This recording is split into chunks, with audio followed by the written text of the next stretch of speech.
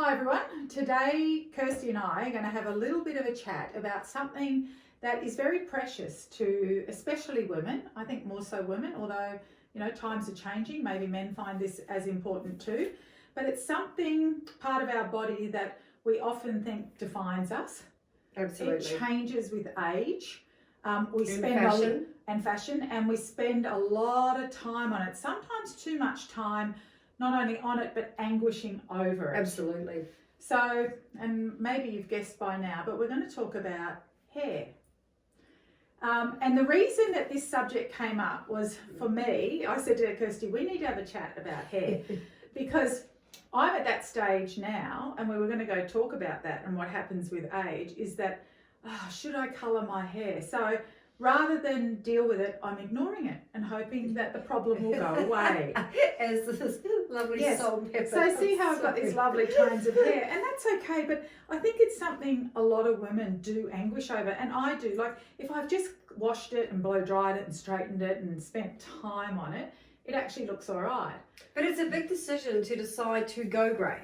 Yes. You know, it's when you've, especially if you've coloured your hair all your life, or even if you haven't, even if you've had your natural colour, when you get to sort of, mid-50s and that grey becomes quite overwhelming, it like is everywhere, it's still quite a big decision, because you know that as a woman, by deciding to go grey, it's accepting the next stage. It's accepting aging. There's something that we're getting better from here. We're accepting that we're now of a certain age, and for a lot of us, we fight that, all the way up to, and then it gets to the point where it's so obvious now that you do have to accept, and it is really difficult. My mum didn't decide to go full grey until she was 60, and it was a big decision. But some women do it well. So I know some women whose grey came out beautiful and even, and this beautiful white silver, and I'm thinking, wow, if mine did that, I'd be really happy. The problem is I've got this real dirty grey in between old highlights, and as much as I just don't want to spend time on my hair, I do know that when I have my hair done, it actually lifts me up. It lifts my skin tone, and that might just be me, or maybe you ladies have experienced it too, but it also lifts my confidence in how I feel and how I go about my day. No, I can go back all the way. Well, let's go back. Let's go back in time. Let's go back and let's discuss. How far are we going? I can remember when perms came out, and I had this beautiful boyfriend at the time. His name was Carl, and I thought that we were completely in love. And I went and had a perm done, and it was one of those really tight perms, and I basically looked like a boy. And subsequently, I was dumped. And I remember, and it still affected me to this day, that I was dumped by a bad man, this young boy that I'd loved, all at the tender age of 15, I think I was, all because I had a bad hair day, or actually a bad 3 months, because the perm was that tight in curls. It took 3 months for it to drop. I've never had that perm again. But I remember that, I've got really limp. It's traumatic getting a perm. I've got really limp hair, and one side flicks out, one side flicks in, and if I let it dry naturally, it's just literally a fluff ball. So when people talk about how many hours of their life or throughout their day, up until I was 40, I would wash and blow dry my hair every single day. And if we were going out in the evening, I would do it twice a day. Twice a day. And that's the thing, like I really do think as we get older, we find that we want to spend less time on things like that. It's still important, but maybe not as important as it used to be.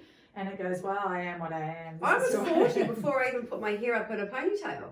I was 40 before I left the house without my makeup being done. You would never see me without a full hair, my hair and makeup being done, and permed for many years. So it is. I just put a cap on. Bad hair days, I put a cap on. I've never worn a cap. Okay. Yeah, so there you go. That's my go-to. So at the moment, while I'm at this in-between decision stage, where one day I think, go and get highlights, and the next day it's like, I just let it go a little bit longer. And half of that's to do with my hairdresser went back overseas, and now I don't have anyone, and I have had some really traumatic experiences with hairdressers who have done some really awful things. And but bear in mind, you were also brought up on the Gold Coast, so you were brought up with that beach life, and you know, you were in and out of the water all the time. Yeah. So you were, you know, you always you've been blessed. That's why perm was a really bad idea. So you've been quite lucky that you always had like a lovely natural, you know, glow and skin and hair and everything because of the lot of your lifestyle. Whereas when I spent some like 15 years in England and Europe working, and the weather was very cold. So you always, you know, you always had to do something with it, you know? Yeah. So. Yeah. Well, I mean, yeah, it's all, I think we spend a lot of time thinking about it and looking at ourselves in a very different way that other people don't look at us. So what bothers us, other people actually don't see. Yeah. And that goes true, I think, for a lot of things, isn't it? The things that we stress about ourselves, other people don't even notice. No. And yet for us, it can literally, you know, the term bad hair day, I mean, it's real. It's reality. You know, if you have a bad hair day, it can literally ruin your day. Yeah. Why is that? It's just hair. Why can't you just put it up, put a cap on it? Why does it have such an emotional impact doesn't it? The way that we, as you quite rightly said, the way we see ourselves, because nobody else cares if you're having a bad hair day. No. I mean, a few weeks ago, I actually got a girlfriend to cut the ends off because I didn't want to go to the hairdresser. I had a girlfriend and said, "Here, can you cut straight? Here you go." Proper hair scissors, by the way.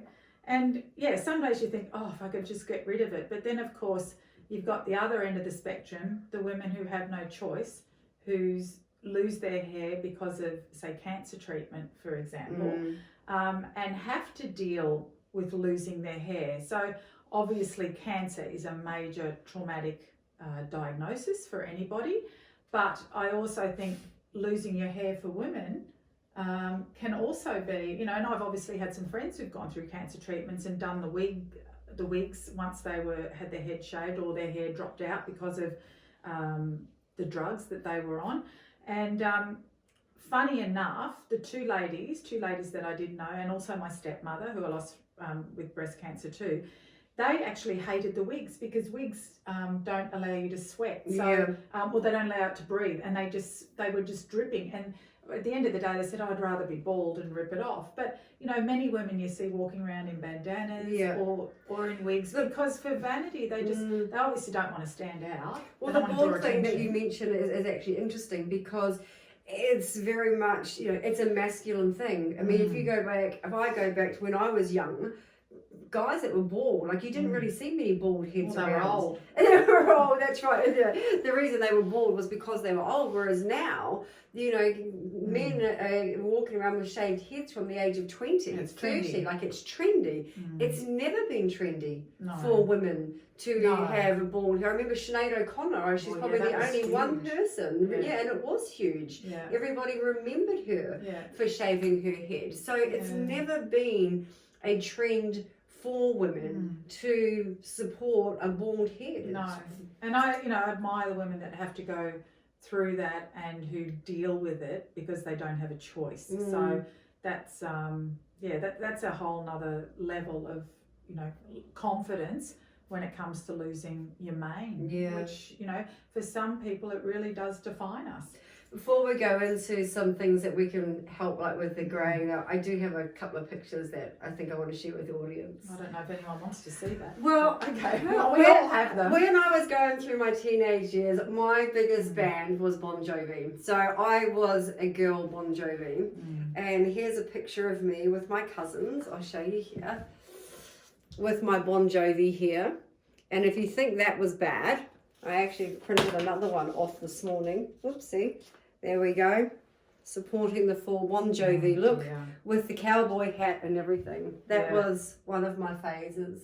Yeah, I wasn't into the Bon Jovi. What was I know when I was in high school, it was a bit of that Farrah Fawcett flick kind of thing. I see you with that. Yeah, absolutely. And I don't think, and the funny thing is, I think a lot of women that I know from school or from that far back, most of us have pretty much the same kind of hairstyle. We actually haven't changed that much, apart from maybe length and shape a little bit, but most of us sort of have kept within the same realm of hair.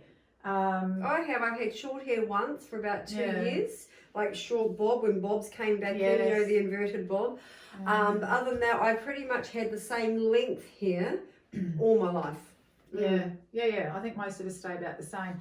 The other exception is for women who are going through extremely stressful times or suffer from and can contribute to, or it can be a genetic connection with alopecia. So hair loss for no explained reason.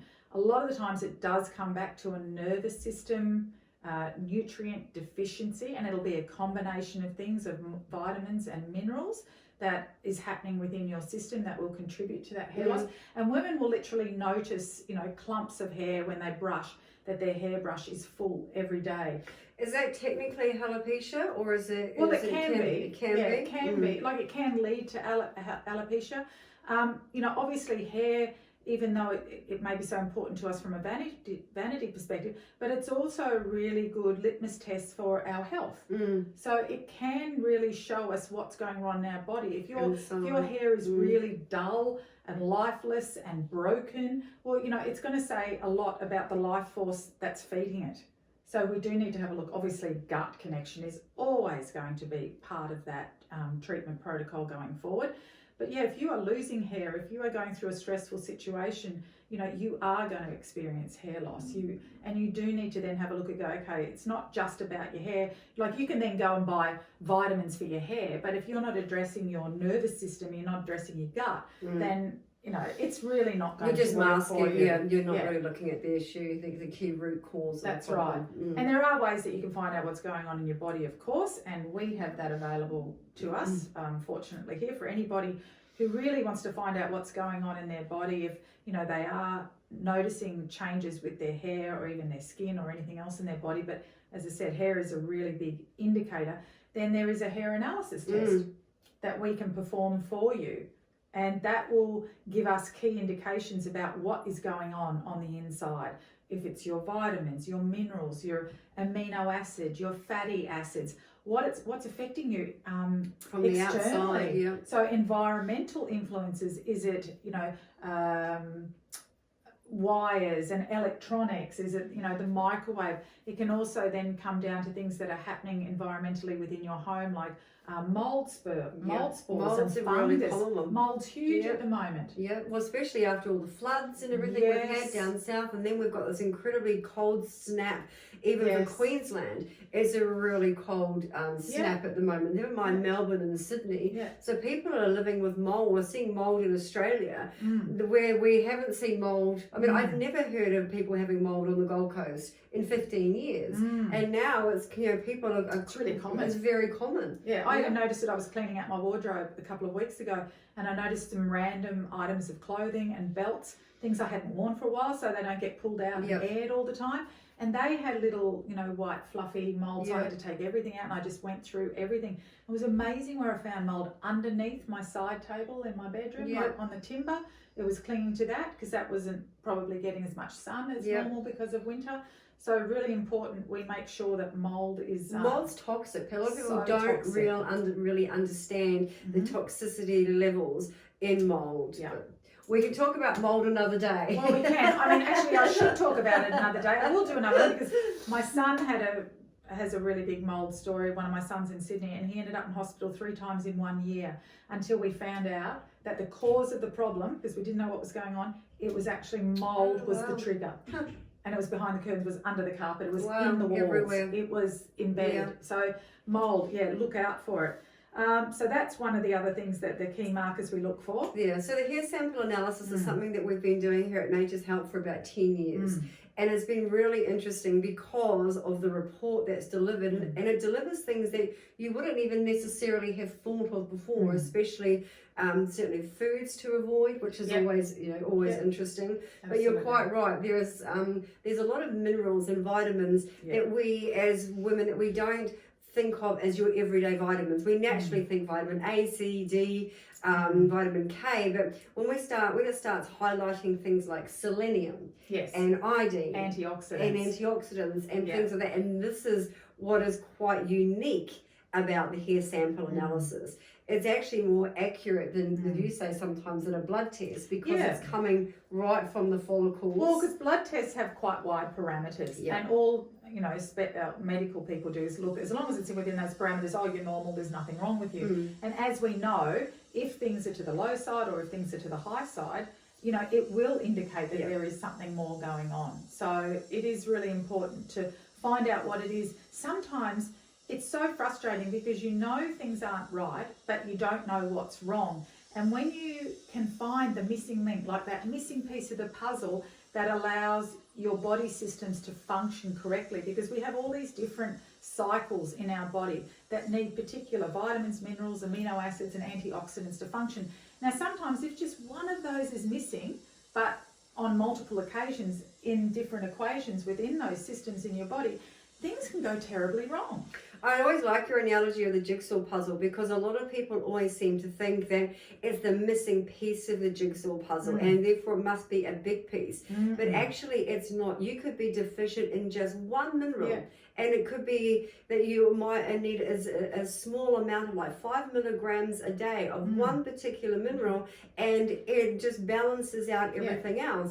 But as you said, when you do your blood test, it's so broad, the doctor will say, well, that's okay, you're within the rounds, and you go away, but I still, that there's something not quite right. I know I'm not quite right. And it could be, let's say, something, selenium, and I say selenium because it's very common does come up for women over the age of 35. It does. Selenium does come up, antioxidants, because we're not getting those essential nutrients through our food anymore. And this is the problem. Well, obviously our diets have changed. We're not eating as much fresh food as we should. We're not getting those beautiful polyphenols. We're not getting those phytonutrients. We're not eating brightly coloured fruits and veggies like we should. We're not buying from the organic farmers markets. If you're not, you should. This is a big shout out to the organic farmers markets where we should be shopping. And if you're not getting those nutrients, like we said, it can be one small deficiency which can be a catalyst for down the line and have this domino effect where things start falling apart. And sometimes it can just be, it's maddening, because you have to, in naturopathic principles too, it's really important to pull it all back and keep it simple. Keep the old KISS method in your mind when you're doing it, because you think, oh my God, I'm dying, everything's wrong with me, I've got a tumour, nothing's going right, I'm so sick. But it can just be one little thing that's missing in a particular cycle in your system, and it can have the most profound change to your health. Obviously, diet and lifestyle is going to be paramount for any changes you want to experience. Mindset is also going to be really important. There's no point doing everything right if you haven't got this right here. If you're not committed, if you don't have a positive mindset, that all makes a difference as well. So with the hair analysis, it's a really simple, non-invasive, painless for most women, and it is really important that you get the hair follicle in the test. So we ask women to part their hair at the back, and if you can have somebody else with a pair of tweezers just pluck out 6 to 8 hair, as long as they make sure they have the hair follicle intact. And you can send it in to us. We send it off for analysis, and it comes back to us with, so I've brought an example. We have the diagnostic machine here. So then that gets we facilitate it. It gets sent over the World Wide Web over to Germany, where the analysis is done, and then the report is delivered back to us. And what you get is this 90-day optimised immunity and wellbeing report. As I said, and it covers all those things that we talked about: vitamins, minerals, amino acids, fatty acids, antioxidants, essential fats. It talks about the gut and the immune system, which is really important. Environmental stresses that we discuss, your mold spores, parasites.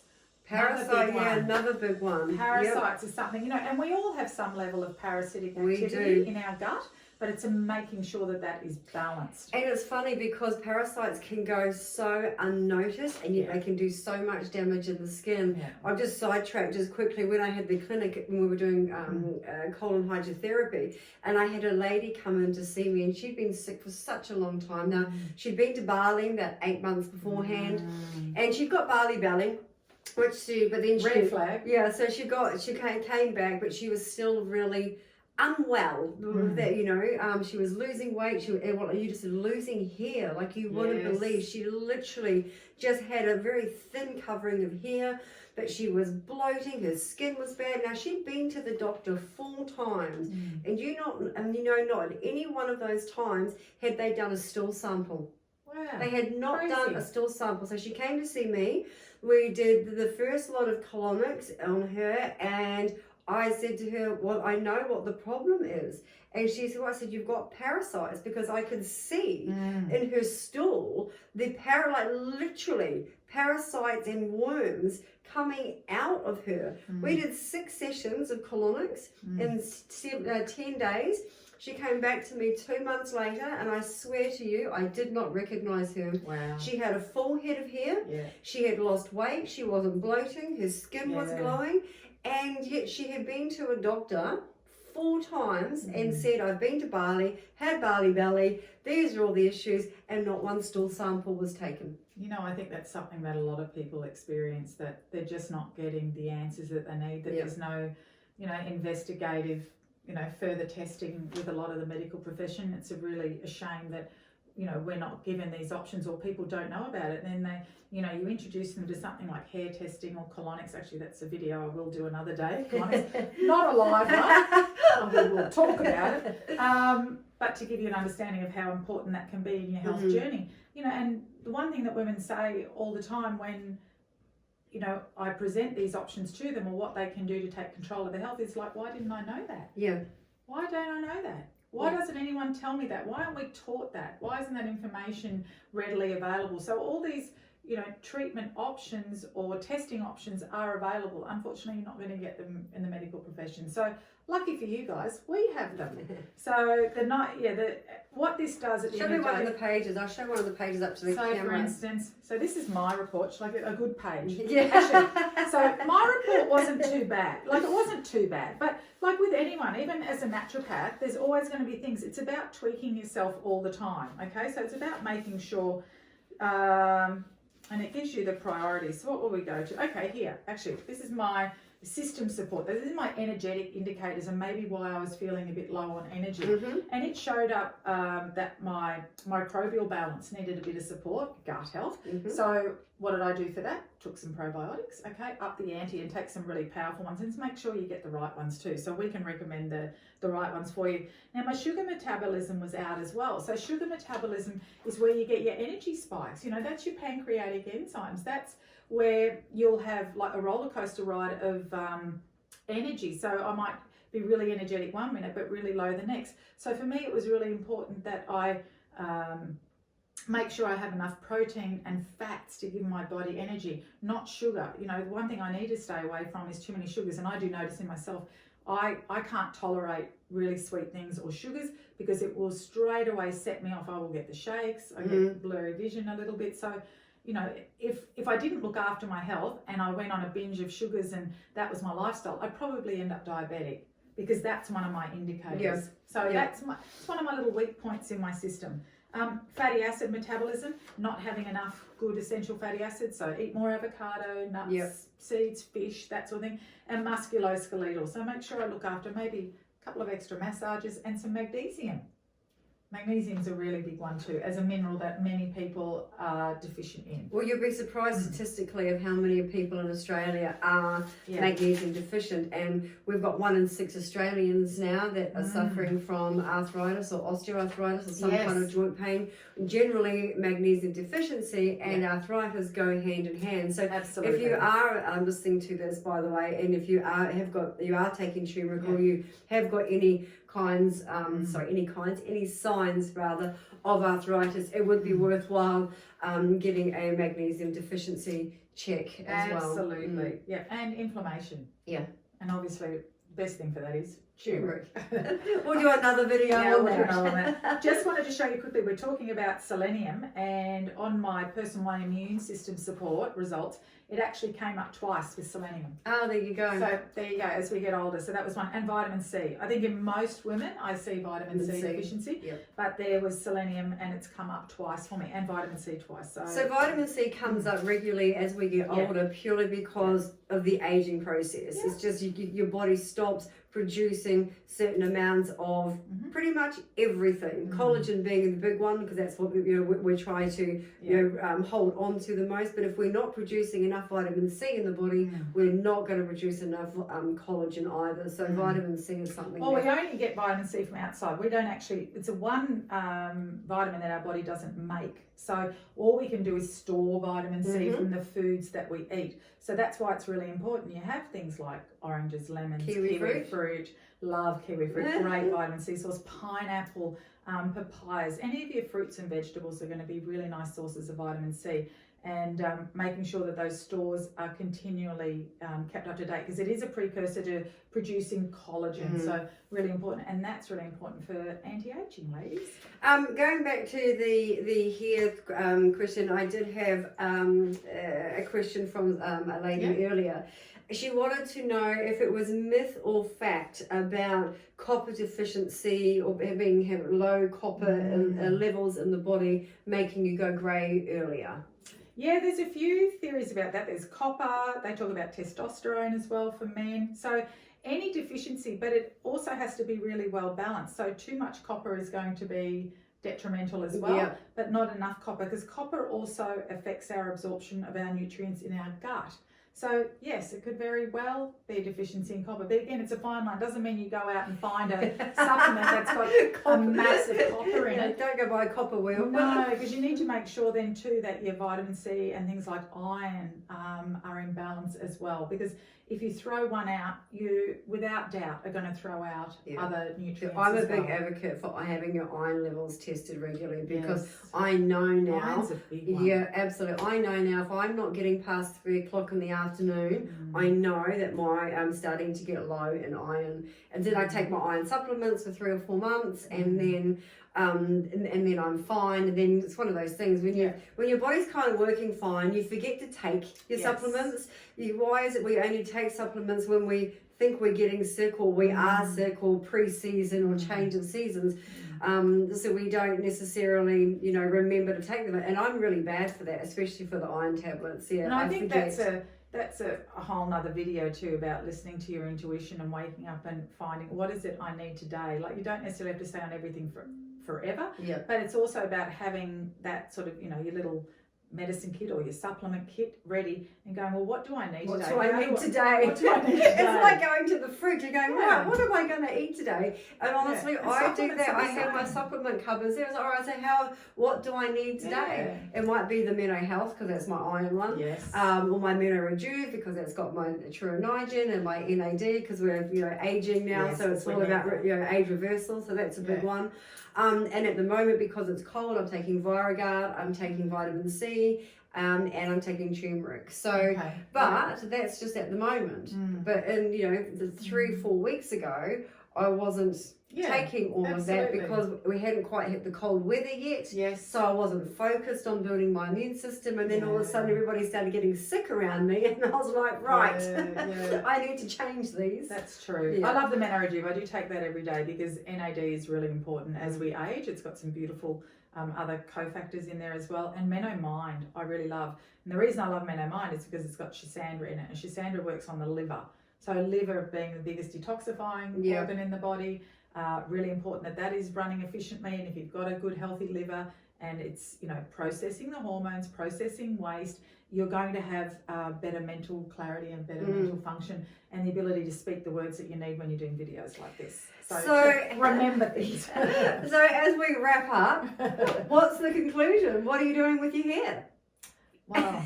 Are we going grey? You know what? This might be a 2-part. This might be to be continued. I don't know. Maybe I'll do another video. I don't know. You wouldn't cut it though, would you? I think it probably needs a trim. I can do that. It may not be completely straight. Don't let me use scissors. No, I won't let Kirsty in my hair. I don't know. And I think it's something that a lot of women face. So we'd love to hear how you're coping with your hair and that transition from, maybe you've been lucky and you've gone that beautiful silver white, as some women do, and I wish mine would, but it's not. It's got this dirty grey, or what I consider dirty grey, and I know the highlights make me feel good, so maybe I will just do the highlights until I get to that point where there's a bit more light grey coming through, not the dirty grey. So that might be to be continued, To be ladies. continued. Anyway, and if any of you would like to do the hair test, get in touch with us. It's a fantastic indicator of your internal health, and it may just solve the missing piece of your puzzle about what you need to take back control of your health so you can live a long, fabulous and healthy life. Look, I think it's a great health educational tool, Yeah, because you think you know everything about your body and you think you're doing okay, and when you see a report like that, is, you know, and not only that, it allows you to explore different things as well, or just tweaking things and doing things a little bit differently. Exactly. So everyone that has done it has always said it's one of the best things that they do. And the good thing is you can keep it and you can always refer back to it. Absolutely. And if you want to do it again in 6 months' time, you can always compare That's where right. your markers are, which is really, really interesting when you do get people that do it 6 months later and they have followed their plan and they've put the right minerals and vitamins or the things that they were deficient in, and they've worked on building that back up. It's really amazing to see those markers change, and it's amazing to see the difference that it has on that person's health. Absolutely. And if any of you are feeling courageous and you'd like to share your bad hair photos from stories, maybe the 70s or the 80s, or if any of you go back further, I've done it, you can do it. Luckily my stuff's all in storage and I won't have anything available, but I might have to scour through and find something. So thanks, ladies, and we wish you all a healthy day and happy hair days ahead. See you soon. See you later.